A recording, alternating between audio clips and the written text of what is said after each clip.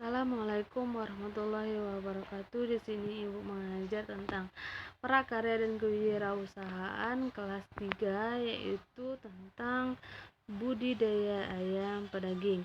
Sebelum membuka pembelajaran hari ini, ada baiknya untuk anak-anak berdoa terlebih dahulu.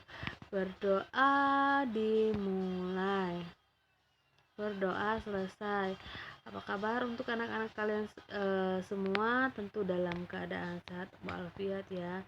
Amin ya. Tetap semangat ya belajarnya ya, walaupun banyak tugas ya. Oke. Di sini Ibu melanjutkan materi yang kemarin ya. Yang pertama ada namanya sarana dan peralatan budidaya ayam pedaging. Ya. Yang pertama ada namanya kandang.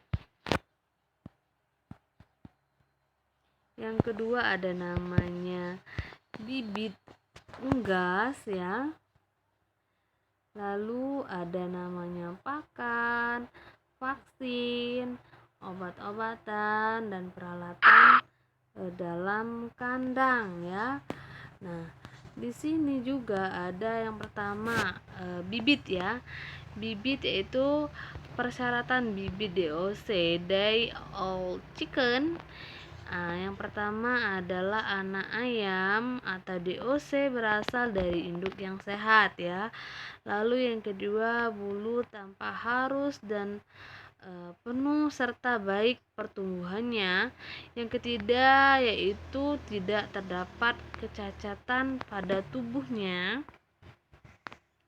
Lalu yang keempat, anak ayam mempunyai nafsu makan yang baik.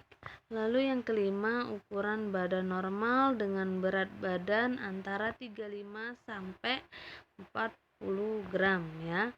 Lalu tidak ada tinja di duburnya. Nah, lalu yang C ada namanya pakan ya. Nah, hal-hal yang harus diperhatikan untuk mencari jenis pakan yang akan diberikan ada 3 ya. Yang pertama yaitu bahan pakan yang akan diberikan hendaknya tidak berbau tengi, tidak berjamur, dan tidak berlebihan jumlahnya. Lalu selalu disediakan air minum dan ditempatkan agak tinggi dari tempat pakan.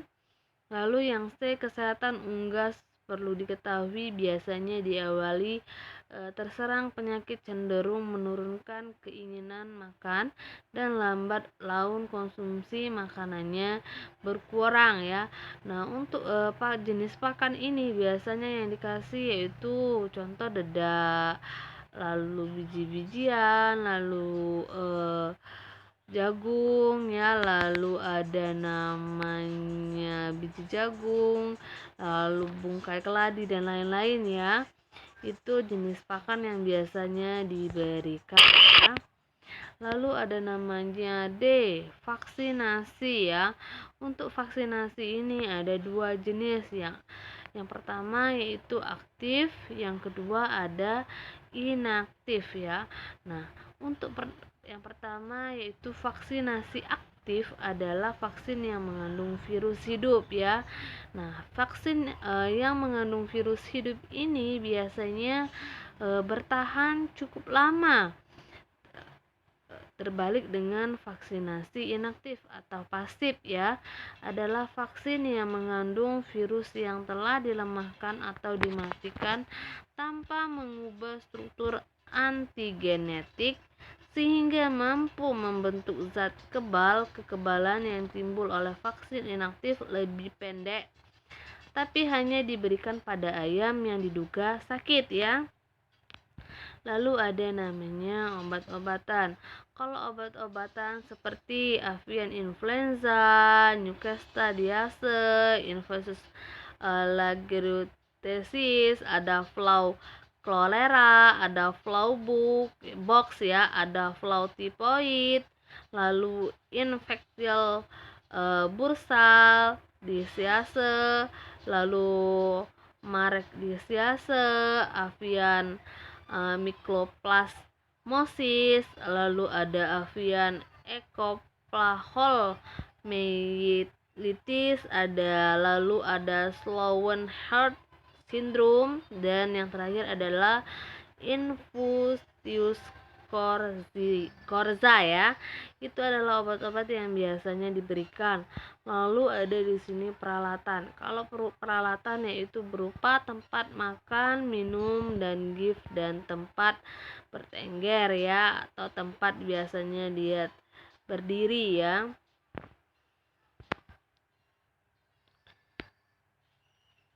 Nah, lalu di sini ada namanya perhitungan harga jual produk hasil budidaya unggas pedaging. Yang pertama yaitu metode perhitungan harga pokok produksi. Nah, metode perhitungan harga produk produksi ini biasanya terbagi menjadi dua, yaitu pertama ada namanya pendekatan variable costing, yang kedua pendekatan full costing.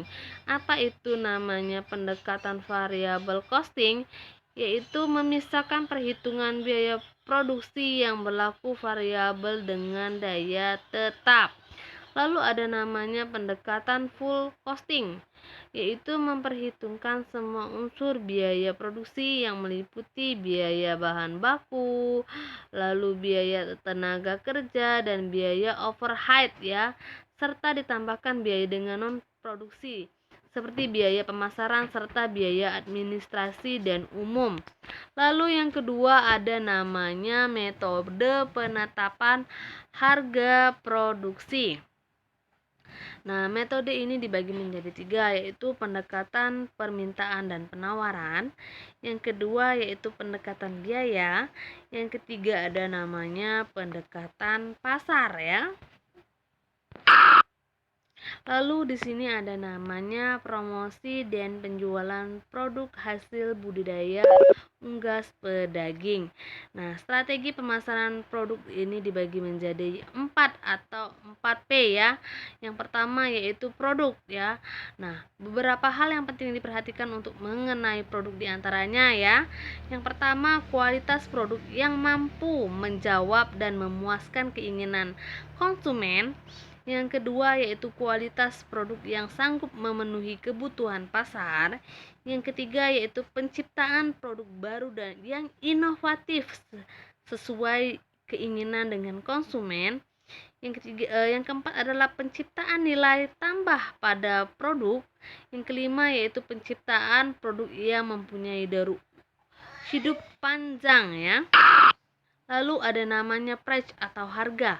Nah, pada penetapan harga produk beberapa hal yang perlu dipertimbangkan diantaranya sebagai berikut ya. Mempertimbangkan harga pokok produksi.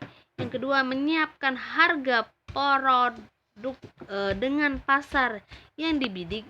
Yang ketiga yaitu melakukan perbandingan harga dengan produk sejenis yang sudah ada di pasar. Lalu ada namanya pledge atau harga.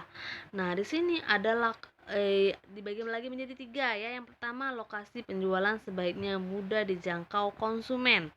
Yang kedua yaitu lokasi penjualan memiliki fasilitas yang memuaskan konsumen. Lalu lokasi penjualan mempunyai nilai tambah seperti diadakannya tempat rekreasi anak-anak atau tempat makan dan lain-lainnya ya, itu lokasi penjualan mempunyai nilai tambah. Lalu yang keempat ada namanya promotion atau promosi. Nah, promosi ini ada namanya promosi above the line dan promosi below the line. Nah, kalau promosi above the line adalah promosi melalui iklan seperti iklan media cetak, iklan radio, dan poster ya.